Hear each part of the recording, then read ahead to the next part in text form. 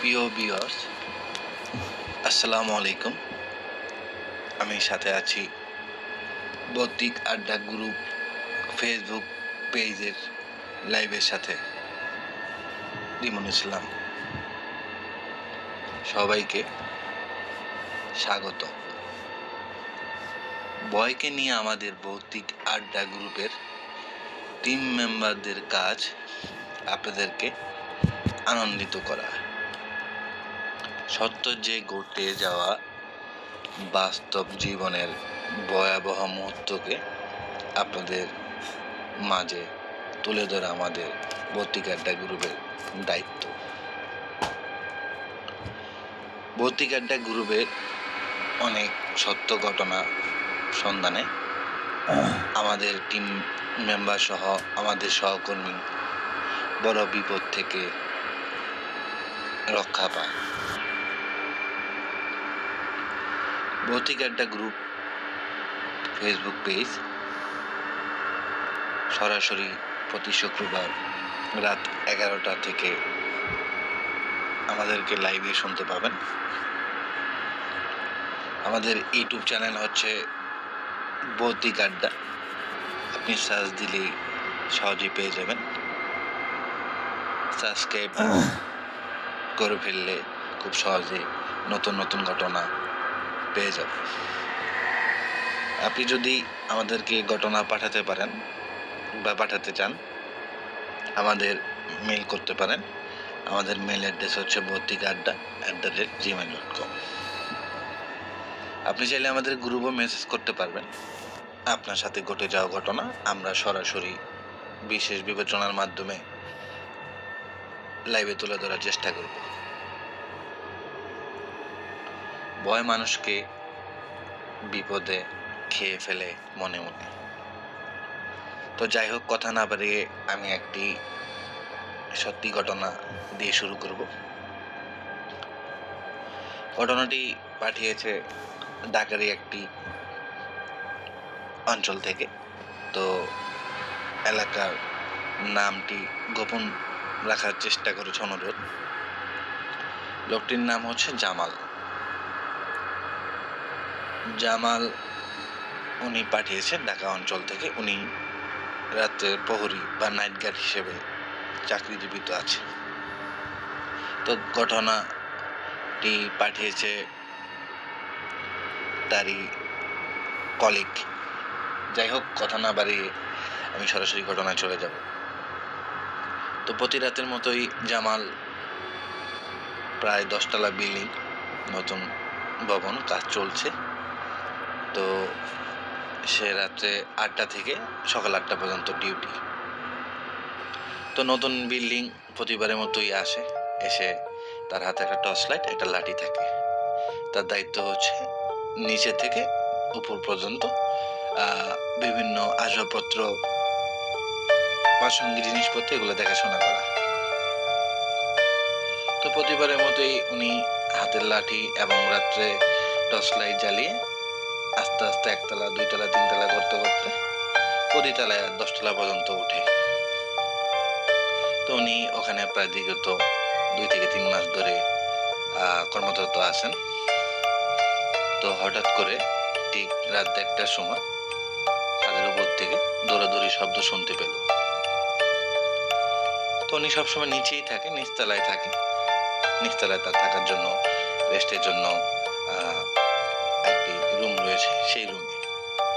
তো প্রথম 2-1বার শব্দটা পাওয়ার পরে উনি বুঝতে পারছে না যে শব্দটা কোথা থেকে আসতেছে। তো জামাল তিনি বারবার নোটিশ করার চেষ্টা করলো যে শব্দটা কোথা থেকে আসতেছে। তো এক পর্যায়ে উনি বুঝতে পারলো যে শব্দটা ছাদের উপর থেকে আসতেছে। ওনার তৎক্ষণিৎ উনি শুয়েছিল, লাফ দিয়ে টর্চ লাইট এবং হাতে লাঠি নিয়ে আস্তে আস্তে 1তলা করে 2তলা দিকে উঠতে শুরু করলো।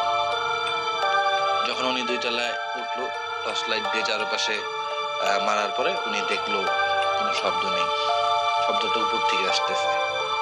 তো উনি প্রচন্ড রাগ এবং ক্রোধ নিয়ে উপর দিকে যাচ্ছে, হয়তো বা কোনো চোর আসলো, বিভিন্ন মাল সামান নিয়ে যাবে, তার উপরে সম্পূর্ণ দায়িত্ব। উনি যতই উপরের দিকে উঠতে শুরু করলো, আস্তে আস্তে শব্দটা আর উপরের দিকে বাড়তে শুরু করলো। এক পর্যায়ে 7 তলায় যে শব্দটা আর নেই।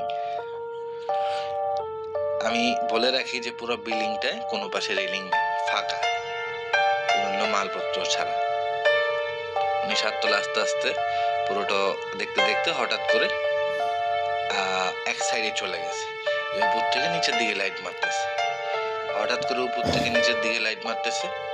লাইট মারা অবস্থায় পিছন থেকে কে যেন তার কাঁধের উপরে একটা হাত রাখলো।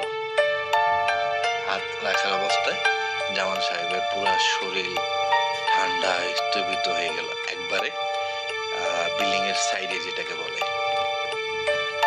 উনি তৎক্ষণিৎ বিশাল বড় একটা ভয় পেল। ভয় পাওয়ার পরে উনি ঘুরে দেখে যে কেউ নেই।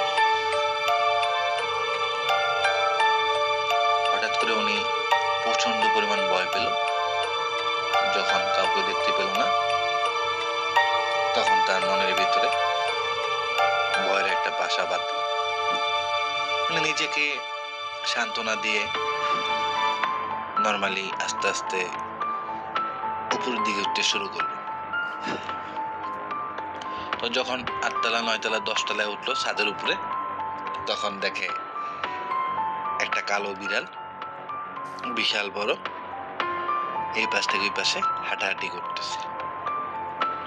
যখন উনি লাইট মারে, তখন বিড়ালটা এক দৌড়ে এই পাশ থেকে ওই পাশে চলে যায়। তো বিলাইকে আবার লাইট মারে, তখন বিলাইটা এই পাশ থেকে ওই পাশে চলে যায়। তো জামাল সাহেব বিলাইকে লাইট মারার পরে তার মনের মধ্যে একটু আনন্দ কাজ করলো। উনি কেন জানি বারবার বিলাইকে লাইট মারতেছে। যখন এই লাইট মারে, এই পাশ থেকে ওই পাশে চলে যাচ্ছে, মানে বিলাইটা খুবই বিরক্ত ফিল করতেছে। কিন্তু জামাল সাহেব উনি প্রথমেই বুঝতে পারেনি, পরে বুঝতে পারছে ঘটনা ঘটার পরে, যে যখন লাইট মারে বিলাইটার কোনো ছায়া দেখা যাচ্ছে না। তো ছায়া না দেখার কারণে উনি তো এটা বুঝতেই পারেনি। উনি আনন্দ সহকারে বিলাইয়ের বারবার লাইট মারতেছে। তো বিলাই এই পাশ থেকে ওই পাশে সরে যাচ্ছে, খুব রাগান্বিত হচ্ছে। এক পর্যায়ে রাগান্বিত হয়ে হঠাৎ করে পিছন থেকে জামালকে কে যেন সজোরে একটা টাস করে গাড়ির মধ্যে একটা চড় মারলো। চড় মারার পরে পিছনে ঘুরে দেখে যে কেউ নেই। তো জামাল সাহেব এটা দেখার পরে সে বিশাল আকারে ভয় পাইছে। পুরো 10 তলা ছাদের উপরে তার গায়ের মধ্যে এক বিন্দু শক্তি নেই যে সে উপর থেকে নামবে। থরথর করে কাঁপছে। হঠাৎ করে এক সিঁড়ি করে করে 9 তলাতে আসছে। 9 তলা কোনো মতো দৌড় দিবে যে তার সেই শক্তিটা সে পাচ্ছে না। এক পর্যায়ে কোনো মতো কষ্ট করে নিচতলা আসলো। 3-4 বার পড়ে গেছে, জান নিয়ে নিচতলা আসেই মানে সজোরে চিৎকার দিয়ে সেন্সলেস হয়ে গেছে।